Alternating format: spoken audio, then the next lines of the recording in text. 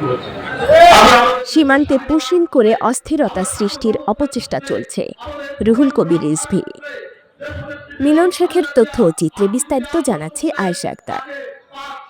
বিএনপির সিনিয়র যুগ্ম মহাসচিব রুহুল কবির রিজভী বলেছেন, দেশে অস্থিরতা সৃষ্টি করতে ভারত থেকে অন্য দেশের নাগরিকদের বাংলাদেশে পুশিং করা হচ্ছে। সরকারকে এর বিরুদ্ধে কঠোর ব্যবস্থা নিতে হবে। শনিবার গাজীপুরের ভবানীপুর মুক্তিযোদ্ধা কলেজ মাঠে গাজীপুর জেলা বিএনপির আয়োজনে সদস্য নবায়ন ও নতুন সদস্য ফর্ম বিতরণ অনুষ্ঠানের উদ্বোধনে প্রধান অতিথির বক্তব্যে তিনি এসব কথা বলেন। রিজভী বলেন, ভারত পায়ে পাড়া দিয়ে গায়ে ধাক্কা দিয়ে পুশিংয়ের মাধ্যমে দেশের ভেতরে সমস্যা তৈরি করতে চাইছে। বাংলাদেশের স্বাধীনতাকে অগ্রাহ্য করে এ ধরনের কর্মকাণ্ড চালিয়ে গেলে তার দায়ভার তাদেরই নিতে হবে। তিনি আরও বলেন, জনগণের টাকা বিদেশে পাচার করে আওয়ামী লীগের নেতাকর্মী ও মন্ত্রীরা লুটপাট চালিয়েছে। এর দায়ভার অবশ্যই প্রধানমন্ত্রী শেখ হাসিনাকে নিতে হবে। অনুষ্ঠানে গাজীপুর জেলা বিএনপির নেতাকর্মীরা উপস্থিত ছিলেন।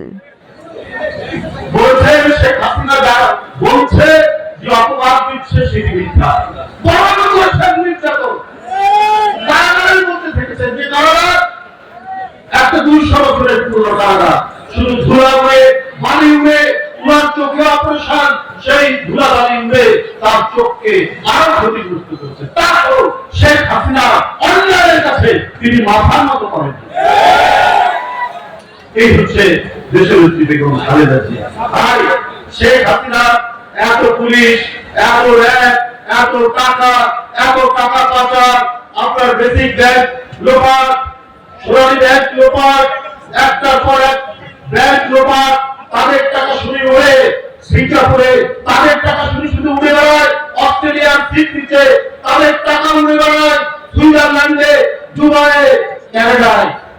সব শেখ পরিবার, না হলে আওয়ামী লীগের বড় বড় নেতা, আওয়ামী লীগের মন্ত্রী। আপনার 300-400 মিলিয়ন পাউন্ডের সম্পত্তি পাওয়া গেছে ইংল্যান্ডে। শেখ হাসিনার পুলিশ, এর মধ্যে ইংল্যান্ডের পুলিশ তার কয়েকটি সম্পত্তি বাজেয়াপ্ত করেছে। শেখ হাসিনা এইটার দায়িত্ব আপনার নয়। আপনারা একটা মন্ত্রী একটা ব্যাংক দিয়েছে, সেই ব্যাংক তো আছে কোনো টাকা নাই, জনগণের টাকা দিয়েছে, ওই টাকা পাচার করে দিয়েছে বাইরে। এই জন্য কি দায় শেখ হাসিনার নেই? এই জন্য কি দায় আওয়ামী লীগের সরকার নেই?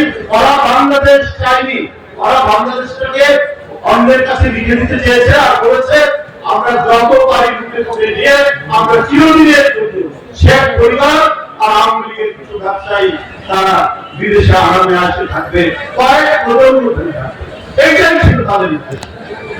এই কারণে তাদের যারা প্রভু খুবই অসন্তুষ্ট। তো শেখ হাসিনার সময় আপনার তো পুশিং করেনি, গতকাল 44 জন পুশিং করেছে। তার মধ্যে আপনি কার্ড, ভারতীয় নাগরিকের কার্ড আছে, এই কার্ড সহ প্রায় 4-5 আমাদের বিজেপি করেছে।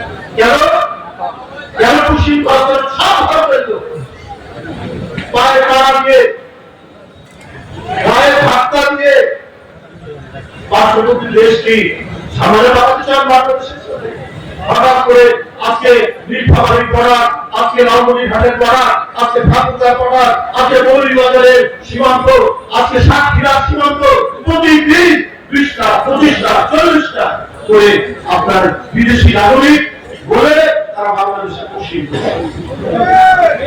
আমি বলবো সরকারকে, আপনারা এর কড়া